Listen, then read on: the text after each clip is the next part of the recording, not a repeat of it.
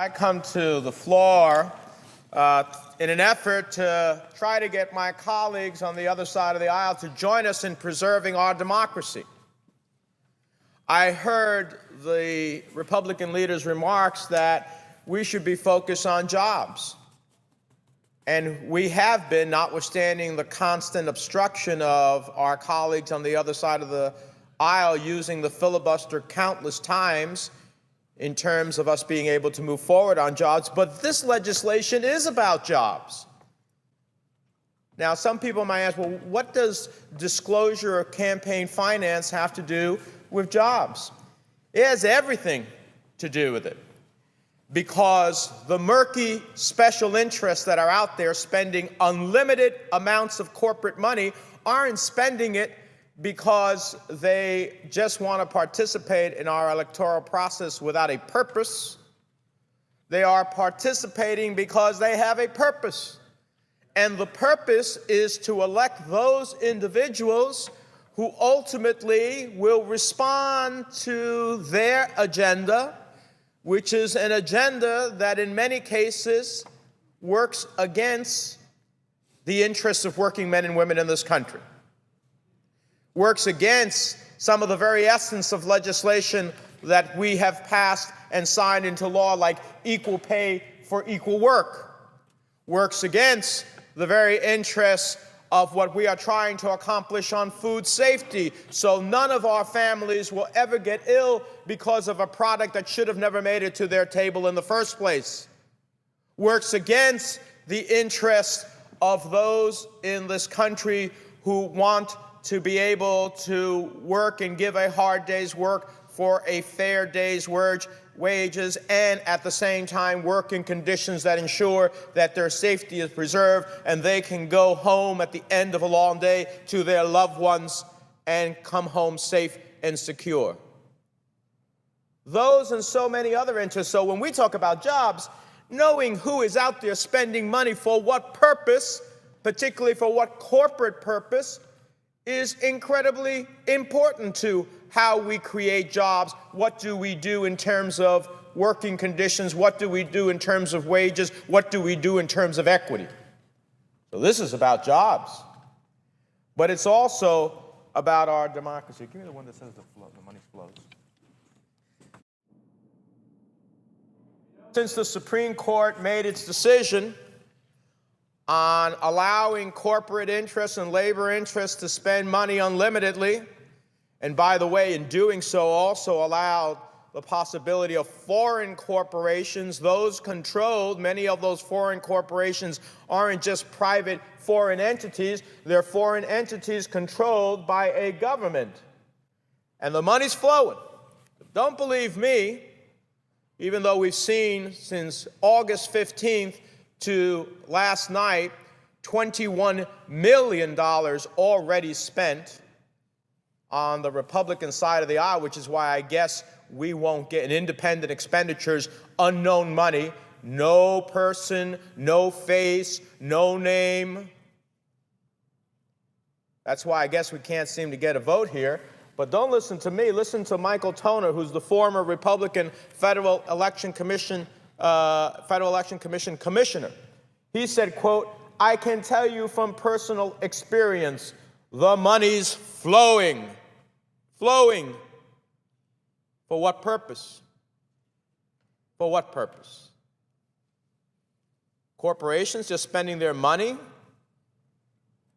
for something other than pursuit of the bottom line? When have you known a corporation to spend its money recklessly without trying to pursue an interest in its bottom line? I haven't seen too many of those. They may have made bad mistakes, but they've never purposely spent money for the purposes of anything other than to improve their bottom line. So if they're spending money in elections, guess what? They're spending to make sure they can improve their bottom line. And this undermines the very essence of our democracy, where we want individual citizens and voters to determine the outcome of the elections, not the moneyed interests. Now, in this process, this was a bipartisan effort originally when Congress said we don't want corporate or labor money to be spent unlimitedly in federal elections. And we've had continuous comments since that. Here's the Republican leader, Senator McConnell. He said, quote, "Public disclosure of campaign contributions and spending should be expedited so voters can judge for themselves what is appropriate." Well, we've changed that view because all we're trying to do is say, okay, Supreme Court, you're going to allow the money to flow from the corporations. Let us know who's spending it and on who they're spending it on and for what purpose. And then the voters can judge for themselves what's appropriate. We've had others as well who are in the midst of this election process say, my counterpart, Senator John Cornyn, he said, quote, "I think the system needs more transparency so people can more easily reach their own conclusions." And what do we have here? Less transparency. So an individual who gives their money to a candidate, they get fully disclosed. A corporation or a special interest or a foreign interest gives money, they can hide behind these shadowy groups. And they have great names, Americans for this, Americans for that. The problem is we don't even know if one of those groups that call themselves American for X, Y, or Z is actually even fully an American corporation. And with the loophole that is created by virtue of allowing foreign corporations to now spend in our elections in this country, it is the ultimate erosion of our democracy. And if you don't think they will, let me give you a few examples of why they might. Imagine if BP could go ahead and influence the elections of a whole host of senators because they want to determine what our energy and drilling policy is by electing those who ultimately share their views. After what they've done in the Gulf of Mexico, after what they refused to do in testifying before a hearing that I'll hold next week about the release of the Pan Am 103 bomber and what role they played in lobbying for the release of that terrorist that killed Americans. They can't even send a witness to our hearing. Do you think that they wouldn't be interested in spending millions to determine who can be supportive of what they want? Do you believe the Chinese wouldn't ultimately make investments in candidates who continue to espouse a philosophy that allows our jobs to be offshored? Talk about jobs to be offshored to countries like China, where manufacturing is dirt cheap and rights are non-existent and working conditions virtually don't exist and the environment's not a question. You think it's impossible for that to happen? Think it's impossible for Hugo Chavez in Venezuela not to be spending money here through Citgo and saying, you know what, let me support those who support the type of views that I hold and who will engage in an energy policy that's much different that I can influence with Venezuelan oil?